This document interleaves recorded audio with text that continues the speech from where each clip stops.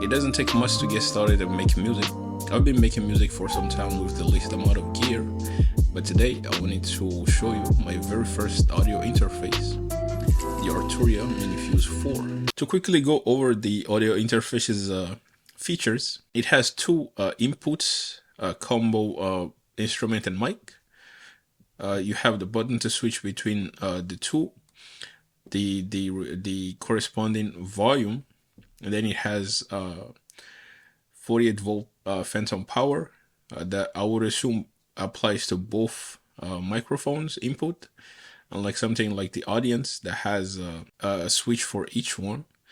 You have the main output light indicators, and then also an additional one, the volume for the main output, the monitors, and then I have two headphones out with its corresponding volume knob, and then over here is the Arturia logo. That also is a button to trigger the companion software. On the back, it has two additional inputs. This, from what I know, this can be used for external gears. Here are the main outputs, so speakers and also external output for sending. And it has MIDI in and out, USBs that serves as a USB hub, and a power supply. Why did I choose to buy this Arturia audio interface? Which also kind of begs the question, when do you realize you need an audio interface? But for me, I was looking for something that eventually can last longer time, and also stay relevant for some periods of time.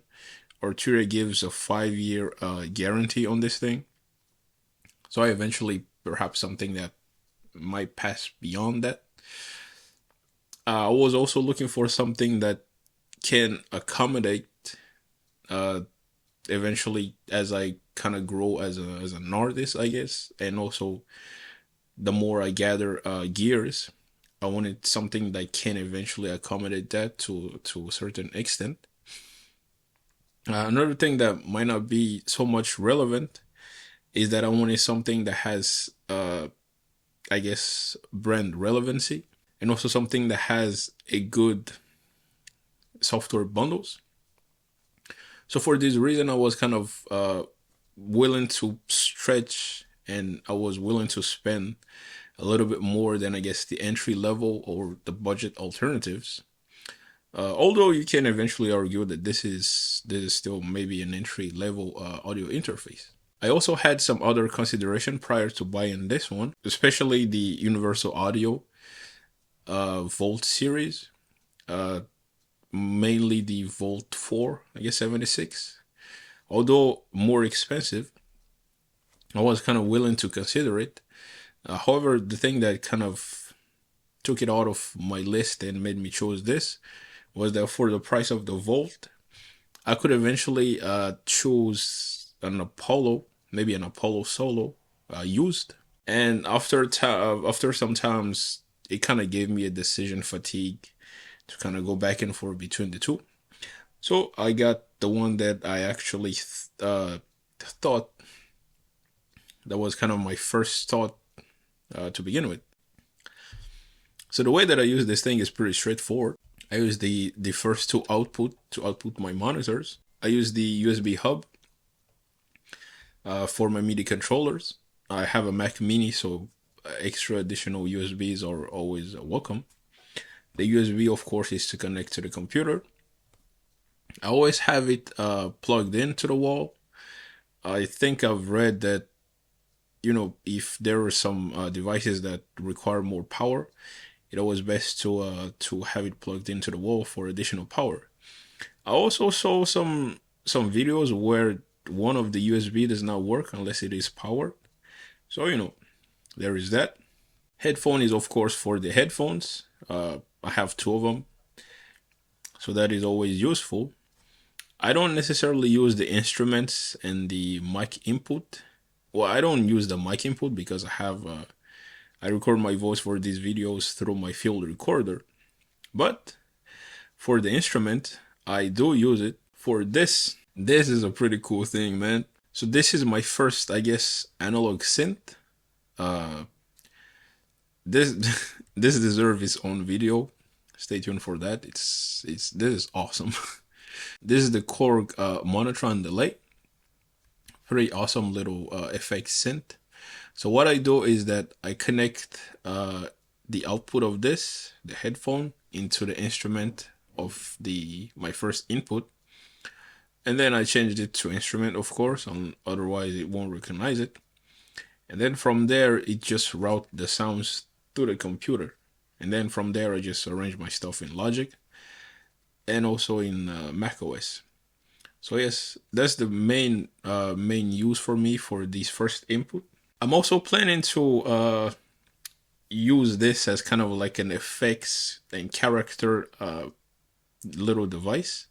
I think I saw a video from Ricky Tinez, I think, where he routed his entire mix, or at least part of it, into the Monotron. That gives kind of like a really cool effects and also some like texture to the sound. So yes, I'm planning to do that as well. Stay tuned for that because that is coming. I haven't been able to do it now, but yes, I'm planning to do that. And last but certainly not the least is the plugins. Plugins and softwares are expensive, so I take anything that comes for free. Now, one thing about the MiniFuse is that I wish it has some sort of power switch, especially for the MiniFuse 4, since it offers the option to be plugged into the wall. I wish there was a way to turn it on and off from a switch. But yes, another thing that I also encountered was this weird thing with the software companion. When I was plugging the Monotron in and out from different inputs, where I had to unplug the device and then replug it again because the software would not see my inputs. So that was a weird thing. But so far, everything has been working fine. I love this little thing. I love these two. So yes, as a first audio interface, I would definitely recommend this. Maybe the MiniFuse 4 is a little bit much, but luckily Arturia makes two other alternative, or even a bigger one, which is the Audio Fuse. There is also other audio interfaces in other companies, like from Universal Audio. The Scarlett is pretty popular. The Motus also are pretty cool. But I still think that audio interface are not necessarily mandatory to start making music. But I guess at some point you would eventually come to the realization that you might need one. So yes, let me know what was your first audio interface. Again, how long did it take for you to kind of realize that you need an audio interface? And also kind of like, what is, I guess, the scenarios where you kind of like, I need audio interface for this. So yes, thank you for watching, and I will catch you on the next one.